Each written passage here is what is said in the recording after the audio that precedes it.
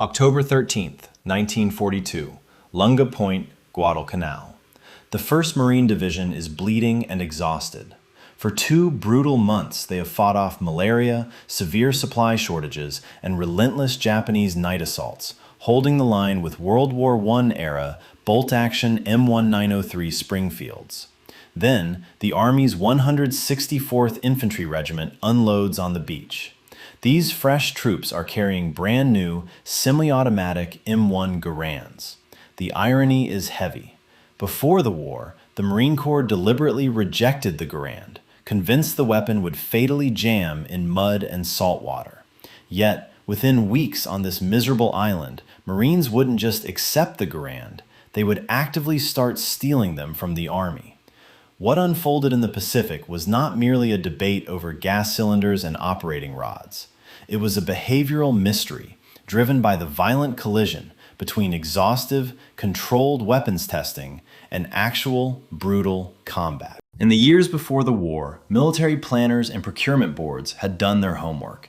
They ran rigorous, highly supervised trials, deliberately simulating the absolute worst amphibious environments they could engineer. Based on those tests, the Marine Corps confidently concluded that a self-loading mechanism was simply too sensitive to trust in the mud, sand, and driving rain of an island campaign. That official verdict dictated exactly what thousands of men carried ashore. But a proving ground only measures what happens when you intentionally push a machine to its breaking point under observation. It cannot simulate the desperate, terrifying calculus of an infantryman fighting in the jungle at midnight. The real mystery of Guadalcanal is how rapidly the men on the ground discarded official doctrine once the shooting started. How does a piece of equipment, formerly deemed too unreliable for amphibious warfare, suddenly become the most desperately coveted item in the combat zone? How did a deeply ingrained institutional distrust evaporate so completely that United States Army officers found themselves forced to actively guard their own weapons stockpiles just to keep their Marine allies from walking away with them? The answer lies in the fatal gap between peacetime procurement policy and wartime reality. To bridge that gap, you have to rewind to the late 1930s and understand the institutional DNA of the United States Marine Corps. While the United States Army had formally adopted the M1 Garand back in 1936 and was steadily working to equip its massive, growing infantry divisions, the Marines were looking at this new, semi-automatic marvel with profound, ingrained suspicion. The Marine Corps was much smaller, fiercely independent, and fundamentally different in its operational doctrine. They were not designed to fight continent-spanning land wars with vast logistical tails. They were an amphibious assault force. Their primary mission was to hit hostile beaches, secure forward bases from the sea, and hold them until heavier relief arrived. This highly specialized mission profile meant they evaluated infantry equipment through an entirely different lens. For a Marine, a rifle was not just a tool of war. It was an absolute lifeline in an isolated environment. And amphibious warfare is, by its very nature, the most technologically hostile environment on Earth. An amphibious landing isn't just about stepping out of a boat. It demands total immersion in highly corrosive elements. A rifle carried ashore in the Pacific would be drenched in caustic saltwater spray before the landing craft even dropped its ramp. Once on the beach, it would be subjected to fine, abrasive coral sand that acts like a grinding paste on moving metal parts. Moving inland meant plunging into dense jungle, suffocating humidity, and thick, clinging tropical mud, often under driving torrential rain. Furthermore, an amphibious assault force operates with severely limited logistical support in the crucial early days of a landing. There are no mobile machine shops right behind the front lines. There is no dedicated armorer sitting in a clean, dry tent, ready to swap out broken operating rods, clean gas cylinders, or issue replacement parts. If a Marine's rifle jammed permanently in the first hours of an assault, he couldn't simply hand it back and request a new one. He was effectively reduced to holding a 9-pound wooden club while facing an entrenched enemy.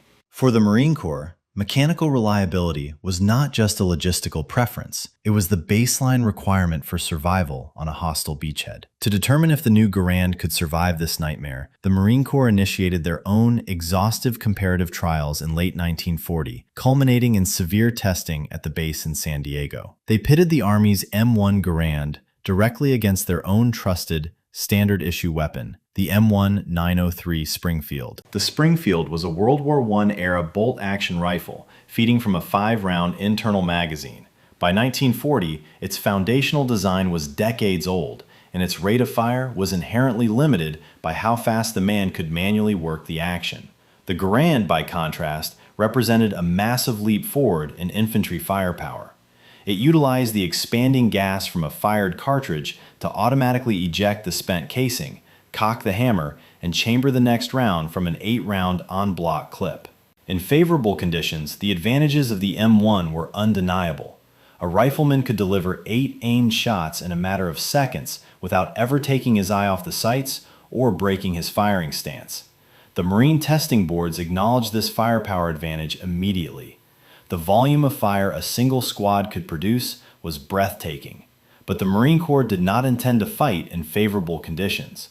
They needed to know exactly what would happen when that sophisticated self-loading mechanism met the mud. The testers subjected both rifles to extreme, deliberate abuse. They didn't just drop them, they buried them in wet sand, submerged them in surf, and packed their receivers with thick, viscous mud. Under this severe, forced contamination, the Garand began to struggle. The very mechanism that gave it its incredible rate of fire, the gas port, the long operating rod, the recoil spring, proved highly sensitive to heavy debris. If mud clogged the gas cylinder or sand bound up the track of the operating rod, the rifle failed to cycle. When an M1 stopped cycling automatically due to heavy fouling, it became incredibly difficult to clear. A jammed Garand mechanism is stiff and resistant. Forcing it open manually requires intense physical effort and time that a man under fire simply does not have. The Springfield, on the other hand, shined in exactly these catastrophic conditions. Because it relied entirely on human muscle rather than gas pressure, a jammed Springfield could be forced to work. If sand got into the bolt, a Marine could physically grab the bolt handle, kick it with his boot if necessary, violently tear the action open, force a new round into the chamber, and lock it down through sheer brute force. The Springfield might be slow, but it was virtually impossible to permanently stop. This mechanical contrast crystallized the Marine Corps' institutional stance. The board's final verdict was not a rejection of semi-automatic firepower itself. The Marines were not Luddites. They fully understood that firing faster was inherently better in a firefight. Their core argument was that they deeply doubted whether the Garand's firepower would actually survive being dragged through the surf and the mud of an invasion beach. They calculated that a slow rifle that fired every single time you pulled the trigger was infinitely more valuable than a fast rifle that might seize up when you were 50 yards from a Japanese machine gun nest. Based on these severe environmental tests, they officially concluded that the M1 Garand was potentially unsuitable for the extreme conditions of amphibious combat. The risks of a complex mechanism failing in the sand outweighed the benefits of a higher rate of fire. They decided to stick with the devil they knew, marching toward the looming conflict in the Pacific, clutching their old, reliable Springfields. The decision was logical, thoroughly documented, and entirely justified by the controlled data they had gathered. But sand poured onto a rifle on a firing range in California is a controlled experiment. The real test of an infantry weapon is not what happens when you deliberately destroy it in peacetime. It is what happens when thousands of men are fighting for their lives in the dark, desperate to keep the enemy at bay. The testing grounds had spoken. The actual battlefield was waiting. That battlefield materialized on August 7th, 1942. The United States launched its first major amphibious offensive of the war, landing the 1st Marine Division on the obscure, violently inhospitable island of Guadalcanal. If the Marine Corps brass had explicitly designed an environment to validate every single one of their pre-war fears regarding infantry weapons, they could not have built a better laboratory than this. Guadalcanal was a nightmare of operational logistics and environmental decay. The humidity was suffocating, rusting exposed metal overnight. The tropical rain was torrential, transforming the ground into thick, suctioning mud. The air was heavy with corrosive salt, and the landing beaches were abrasive coral sand. To make matters worse, the U.S. Navy, threatened by Japanese fleet movements, briefly withdrew, leaving the Marines largely stranded with minimal supplies, little heavy equipment, and almost no dedicated armor support. If the M1 Garand was truly a fragile, fair-weather rifle destined to fail in severe contamination, Guadalcanal was exactly the place that would expose it. But the vast majority of the 1st Marine Division did not carry the Garand into this rotting jungle. Holding true to their pre-war procurement decisions, the Marines went ashore primarily armed with their trusted M1903 Springfields. In the static, miserable conditions of the early perimeter defense, the Springfield performed exactly as expected. It was highly accurate, mechanically simple, and largely immune to the worst the jungle could throw at it. But as the campaign ground on, the operational reality of fighting with a bolt-action rifle against aggressive Japanese infantry became glaringly apparent. The Springfield is a manually operated weapon. To fire a single round, a Marine had to pull the trigger, physically take his hand off the stock, rotate the bolt handle up to unlock it, pull the bolt sharply to the rear to extract the spent casing, push it forward to strip a new round from the 5-round magazine, rotate it down to lock the action, reacquire his grip, find his target in the sights again, and pull the trigger. In a calm marksman's environment, this cycle is smooth and deliberate.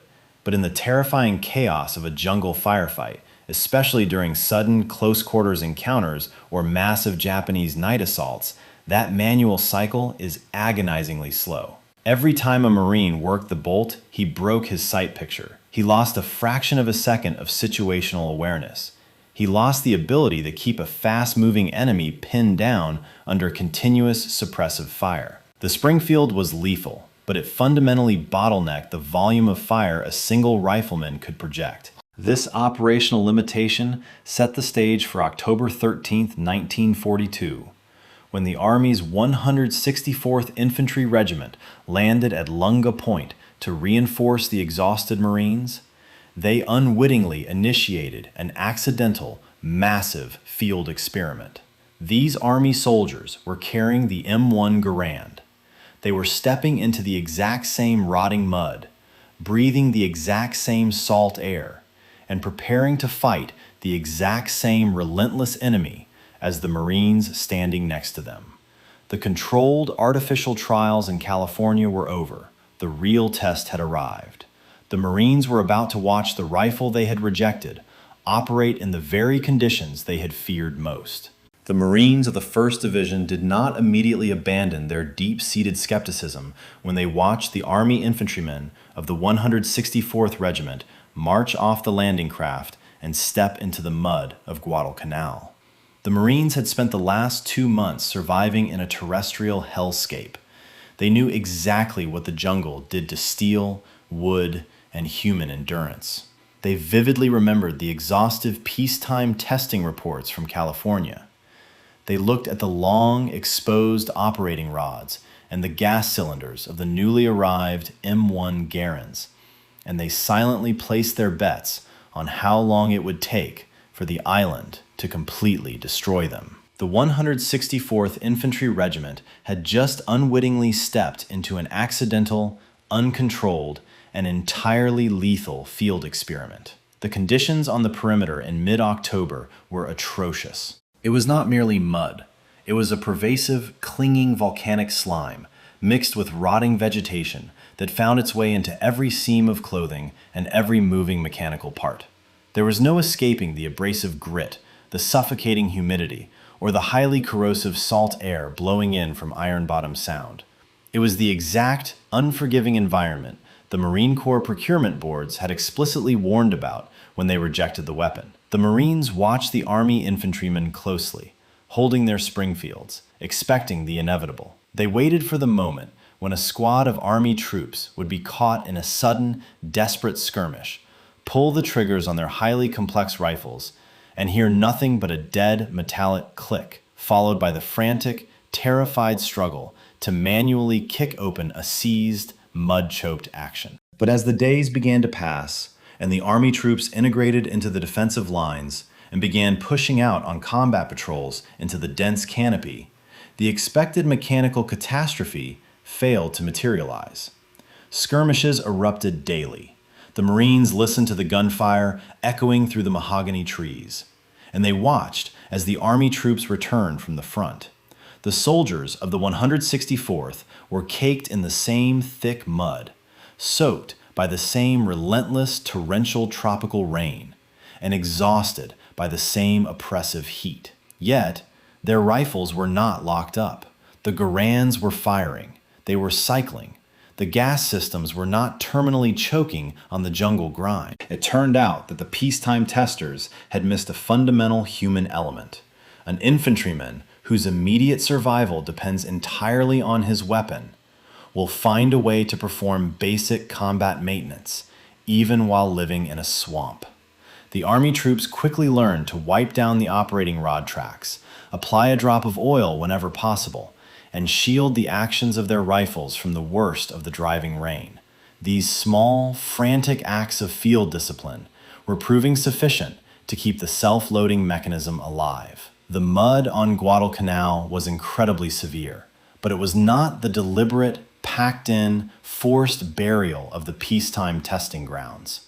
The Marines began to realize, slowly and quietly at first, that the actual threshold for mechanical failure was much higher than the California sands had led their commanders to believe. The true revelation, however, did not happen through passive observation in the bivouac areas. It happened in the suffocating claustrophobia of actual jungle combat. A firefight on Guadalcanal was almost never a long-range, deliberate exchange of marksmanship across an open field. It was an explosion of supreme violence at incredibly close quarters. The jungle canopy was so densely packed with banyan roots, wait-a-while vines, and massive ferns that visibility was routinely reduced to a few dozen yards, and often just a few feet. In this environment, targets did not present themselves cleanly. They materialized and vanished, often exposed for no more than 3 or 4 fleeting seconds, as shadows moving rapidly between the thick vegetation.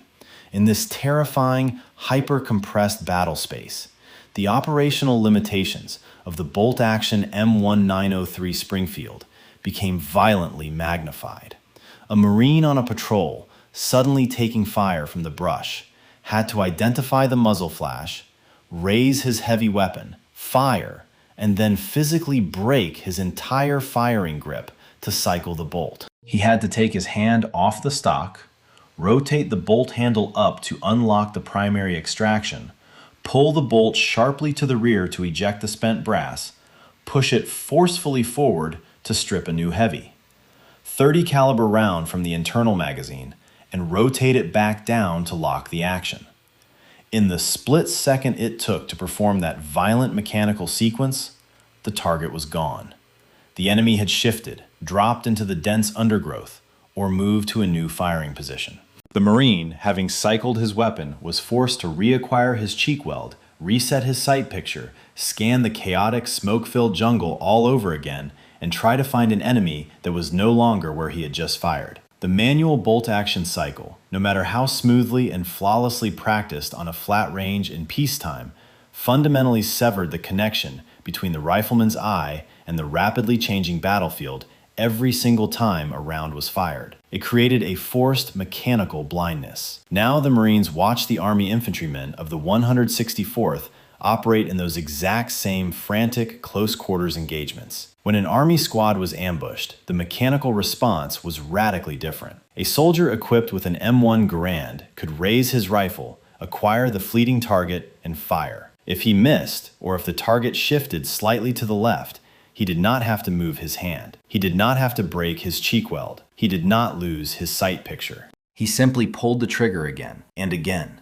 He could physically track a running enemy soldier through the dense foliage, placing consecutive lethal rounds exactly where the target was moving in real time, rather than where the target had been a second ago. The difference in immediate suppressive capability was staggering. If a hidden Japanese light machine gun suddenly opened up from a concealed bunker, a single army rifleman could instantly dump 8 rounds into the suspected brush in a matter of seconds, keeping the enemy gunner's head down and suppressing the fire while the rest of his squad maneuvered to flank. A Marine armed with a Springfield could only offer one aimed shot before completely losing his sight picture to violently work the action. The Marines were experiencing the raw, unfiltered reality of semi-automatic firepower in its purest application. It was not about mindlessly wasting ammunition. It was about the uninterrupted, continuous application of lethal force during the agonizingly brief seconds when the enemy was actually visible.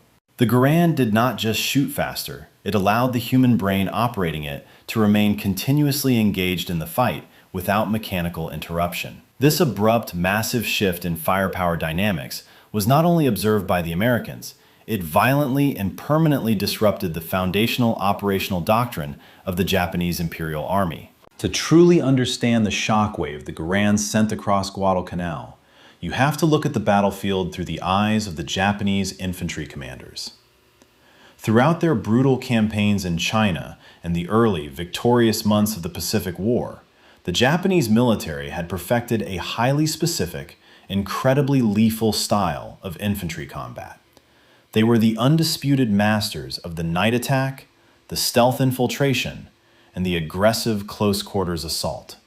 Their infantry doctrine explicitly relied on closing the distance with the enemy as rapidly as possible, often under the heavy cover of darkness or driving rain, to completely negate the superior Western advantages in artillery and air power.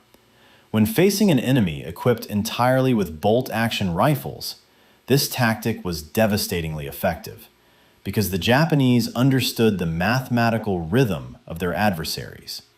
They knew exactly how a bolt-action defense sounded and functioned. They knew that an enemy soldier could fire one shot, and then there would inevitably be a mechanical pause, a brief, predictable window of vulnerability while the defender's bolt was manually cycled, a new round chambered, and the rifle brought back to the shoulder. Japanese infantry were rigorously trained to exploit that exact mechanical pause. They would rush forward in short, hyper-aggressive bounds, moving specifically during the split-second intervals when the enemy infantrymen were physically manipulating their weapons. A massed banzai charge of hundreds of men could rapidly overwhelm a defensive line by absorbing the first synchronized volley of bolt-action fire, and then violently closing the remaining gap before the second volley could be chambered, aimed, and fired.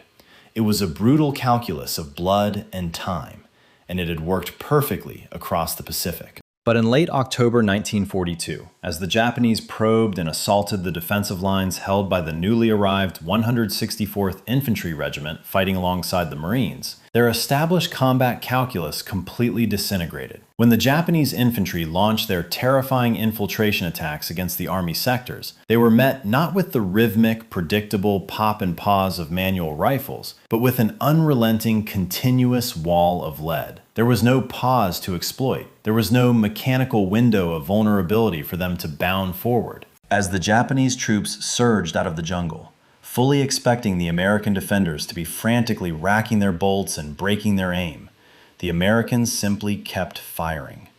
The traditional Japanese assault tactics, honed over years of unbroken, sweeping victories, were suddenly being shredded by a volume of fire that a comparably sized infantry unit simply should not have been able to produce. From the perspective of the charging Japanese soldiers, it sounded and felt as though every single American rifleman in the tree line had suddenly been equipped with a fully automatic light machine gun.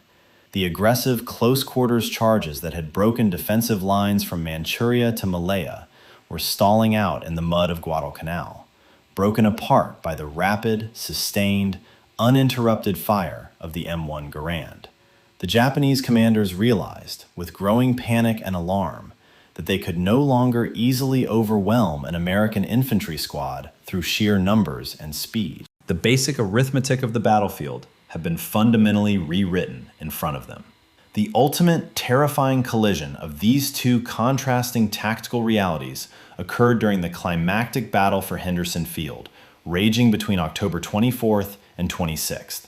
The Japanese Sendai Division, commanded by Lieutenant General Masao Maruyama, was desperate to break the American perimeter and retake the vital airstrip. They launched a massive, heavily coordinated nighttime offensive against the southern lines. The environmental conditions during the assault were a living nightmare. A torrential tropical downpour had turned the battlefield into a slick, impenetrable swamp. If there was ever a singular moment for the Garand to fail, exactly as the Marine testers in San Diego had predicted, this was it. The rifles were soaked in relentless rain, caked in thick, splashing mud, and covered in the abrasive grit of the flooded defensive trenches. The Japanese charged out of the pitch-black jungle in massive human waves, their bayonets leading the way, screaming as they slammed into the American barbed wire. In the terrifying darkness, visibility was virtually zero. The battle instantly became an auditory nightmare, defined almost entirely by the blinding muzzle flashes and the chaotic sounds of the weapons. Along the specific sectors held strictly by the Marines, the sound of the defense was distinct, deliberate, and utterly desperate. It was the staccato mechanical rhythm of the M1903 Springfield, a loud crack, followed by the frantic metallic clatter of the bolt being ripped violently open and slammed shut. Then another crack, shot, bolt, shot. The Marines were fighting for their lives, working their actions as fast as humanly possible, ripping their fingers raw on the steel. But the mechanical limitation of the weapon was clearly audible in the night. Their lines were stretched to the absolute breaking point, heavily reliant on their heavier, water-cooled, crew-served machine guns to hold back the screaming tide, because the individual riflemen could only cycle their weapons so fast. But right next to them, in the sectors heavily reinforced by the Army's 164th Infantry, the auditory landscape of the battle was entirely different. There was no rhythmic pause. There was no metallic clatter of bolts being worked.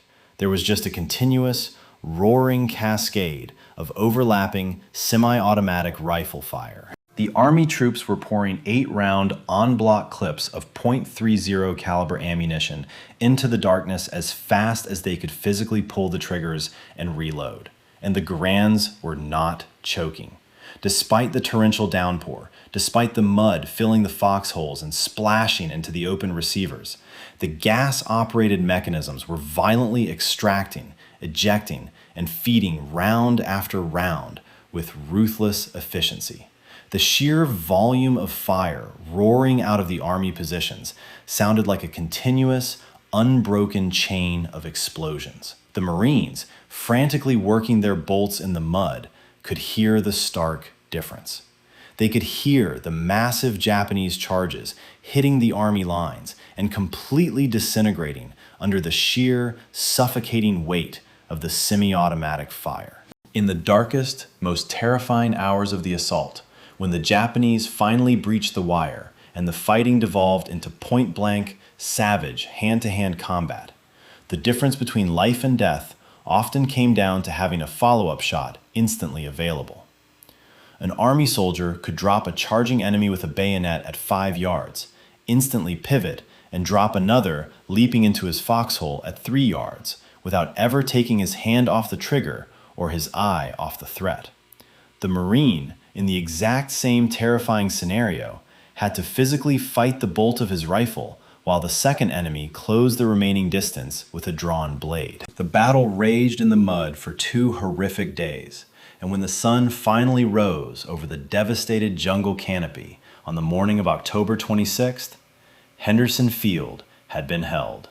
The Japanese Sendai Division had suffered catastrophic, unrecoverable losses, leaving thousands of dead piled against the American wire. And in the smoking, mud-filled aftermath of the slaughter, as the exhausted men tallied their dead and checked their ammunition, the stark, undeniable reality of the weapons they carried hung heavily over the American lines. The Marines looked at the carnage in front of their positions. They looked at their mud-slick Springfields. And then they looked at the Army troops exhaustedly cleaning their M1s. The mathematical truth of the firefight could no longer be ignored, debated, or rationalized away by peacetime testing data from a sunny beach in California. The specific tactical advantage realized in the dark was absolute. A rifleman with a Garand could fire 8 consecutive rounds without losing his sight picture, without breaking his firing stance, and without sacrificing his situational awareness in the most critical seconds of a chaotic ambush. When you multiply that massive individual advantage by an entire 12-man squad, the result is a staggering, charge-breaking volume of fire that fundamentally alters the defensive capability of a small unit. The Marines realized in that moment that the core of their institutional fear, that the complex weapon would simply stop working when they needed it most, had been a massive miscalculation of probability. The Garand did require more maintenance. It was undeniably more sensitive to extreme, deliberate contamination than a bolt-action rifle. But with basic, routine combat maintenance, the kind of frantic, dedicated care a man naturally gives to the only tool keeping him alive, it worked remarkably well. And more importantly, when it did work, the tactical advantage it provided was so overwhelming, so violently decisive, that it vastly outweighed the risk of an occasional clearable stoppage.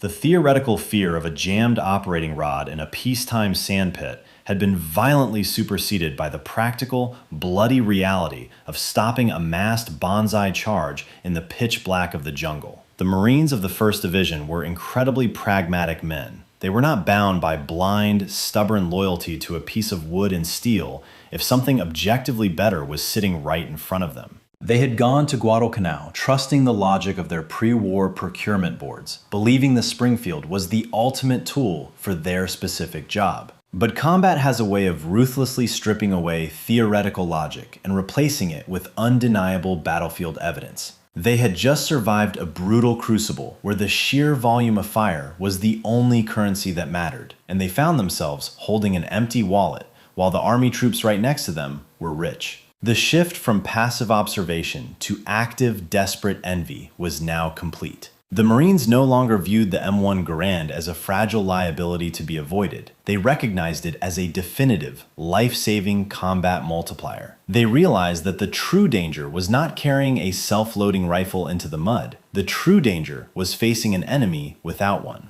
However, this profound tactical realization on the front lines did not immediately result in official memos being drafted to Washington demanding a sudden change in Marine Corps procurement policy.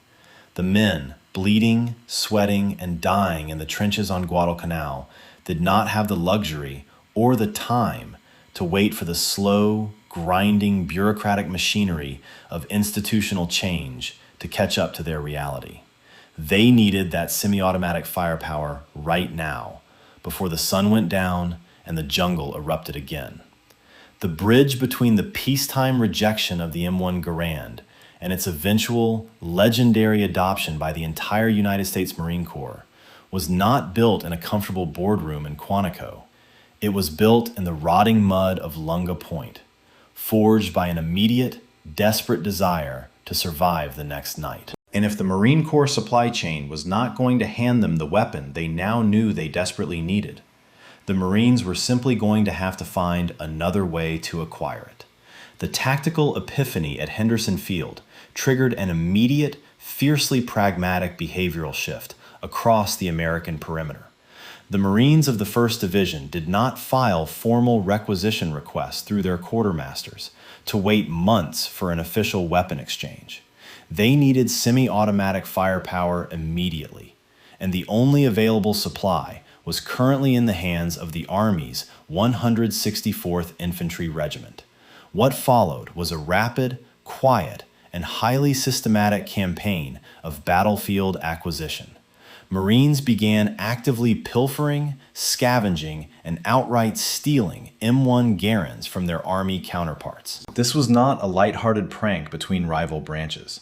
It was a desperate, calculated effort to upgrade their combat capability. The intellectual debate over mechanical reliability versus sustained firepower had ended in the mud, and the Marines were casting their final vote with their actions. If a Marine was willing to abandon his officially issued Springfield, risk severe disciplinary action, and deliberately take a weapon assigned to another soldier, the proof of concept was absolute. Army veterans of the Guadalcanal campaign later recalled the constant, hyper-vigilant effort required to retain their rifles. An M1 left unattended near a Marine bivouac area, or momentarily set down near a shared defensive line, had a high probability of vanishing, only to reappear hours later in the hands of a Marine who would suddenly claim he had found it. The situation escalated to the point where Army infantrymen learned to physically secure their rifles to their bodies while sleeping or resting near Marine units. The most striking evidence of this behavioral shift occurred when the 1st Marine Division was finally ordered to withdraw from the island. Army officers, acutely aware of the ongoing hemorrhage of their equipment, set up literal checkpoints. As the exhausted, combat-hardened Marines marched toward the transport ships, Army personnel stood by the loading nets, actively searching the departing ranks to reclaim stolen Garands. In less than 3 months, a profound institutional reversal had played out in the jungle. In 1941, the Marine Corps brass worried that the Garand was simply too unreliable to issue to their assault troops. By the end of 1942, Army commanders on Guadalcanal were genuinely worried that those same Marines were going to take the rifles home with them. The profound difference between the pre-war testing data and the Guadalcanal combat experience demanded an explanation. The Marines realized their peacetime trials had not been fundamentally wrong in their mechanics. They had been wrong in their context. A controlled test answers what happens when you deliberately force dirt into a rifle until it fails. Combat asks a much more complex question. How often does contamination actually reach that catastrophic level under typical field conditions? How frequently is the weapon actually maintained by the man carrying it? And what tactical advantage do you gain in exchange for that maintenance? The intellectual paradox of the Garand's trial by fire on Guadalcanal ultimately resolved into a brutal equation of combat procurement. The pre-war Marine Corps testing boards had perfectly diagnosed a real vulnerability. The M1 was, mechanically speaking, more sensitive to extreme, deliberate contamination than a Springfield. If you packed the gas cylinder with wet sand and forced the operating rod through a slurry of mud, the self-loading mechanism would eventually choke. That mechanical truth had driven the official rejection, but the combat experience of the 1st Marine Division revealed the fatal flaw in relying solely on worst-case scenario testing. The procurement equation is not simply a measurement of raw mechanical tolerance. It is a calculation of reliability multiplied by firepower, modified by maintenance, training, and the actual conditions of the battlefield. The Marine testers had focused entirely on the extreme left side of that equation. They had assumed that because an amphibious assault guarantees severe environmental abuse, the rifle must be virtually immune to it, even at the cost of firepower. They believed that a jammed rifle in the surf was a death sentence, and therefore the Springfield, which could be beaten open with a boot if necessary, was the only logical choice. Guadalcanal proved that this assumption was backwards. The combat environment was atrocious, but the absolute catastrophic level of contamination simulated in the California tests was actually relatively rare in the field. More importantly, the test had completely discounted the human element of maintenance. An infantryman whose life depends on his rifle will fiercely guard its function. The Army troops demonstrated that with basic, frantic field discipline, shielding the action from the rain, wiping down the operating rod, and applying scavenged oil, the Garand's vulnerability to mud could be managed. It was not immune, but it was resilient enough. Once that baseline reliability was established, the rest of the procurement equation violently asserted itself. What did the Marine gain in exchange for having to clean his rifle more often? The answer was a massive, life-saving increase in practical combat firepower. The Garand traded a slight drop in extreme abuse tolerance for the ability to deliver 8 aimed shots in seconds without losing the sight picture. In the terrifying, hyper-compressed reality of a jungle ambush or a night assault, that trade-off was undeniably, overwhelmingly worth making. The Marines on Guadalcanal recognized that while a jammed Garand might theoretically kill you, a fully functioning Springfield was already getting them killed because it simply could not shoot fast enough to stop the enemy. The tactical advantage of continuous suppressive fire vastly outweighed the theoretical risk of a mud-induced stoppage. The controlled mud test had identified a vulnerability. Combat had identified a necessity. And necessity, driven by the desperate desire to survive, forced the Marines to rewrite their own doctrine in the mud of the Pacific. This localized battlefield revelation was about to fundamentally alter the institutional trajectory of the entire Marine Corps. The Marine Corps hierarchy did something remarkably pragmatic in the wake of Guadalcanal. They did not double down on their pre-war doctrine, nor did they ignore the frantic after-action reports filtering back from their commanders.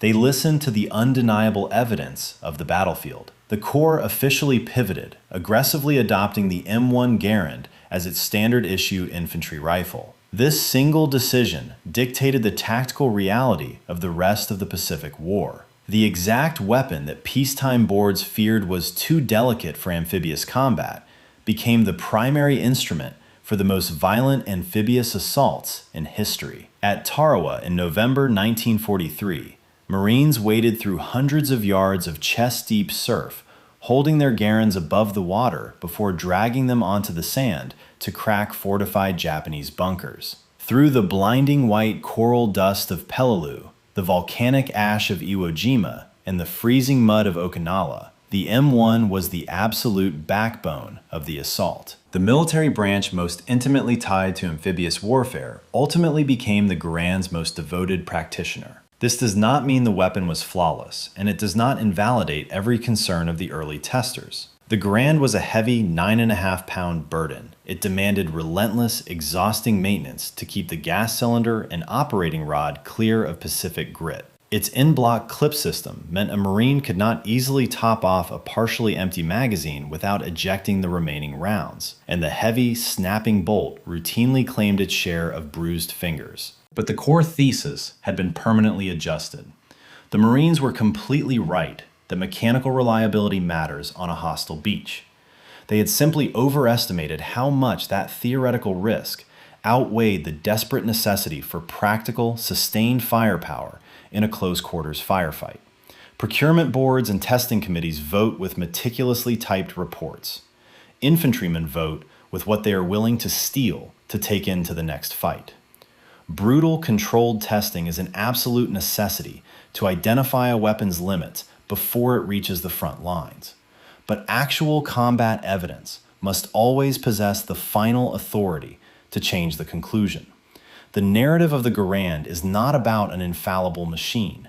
It is the story of an institution that tested a weapon in the worst conditions they could engineer, found it wanting, and then had the bloody pragmatism to let the real world change their minds. When those Army crates hit the sand at Lunga Point on October 13th, the exhausted men of the 1st Marine Division had looked at the new rifles with deep institutional doubt. And they had not been foolish to distrust it. They had rigorously tested the weapon against the absolute worst conditions they could possibly create in peacetime. But Guadalcanal gave them a vastly more important trial, the worst conditions a determined enemy could create in wartime. The United States Marine Corps tested the M1 Garand in the mud and said no. Then they tested it against the Japanese Army. After that, the problem was no longer convincing a Marine to take the Garand into combat. It was stopping him from taking somebody else's.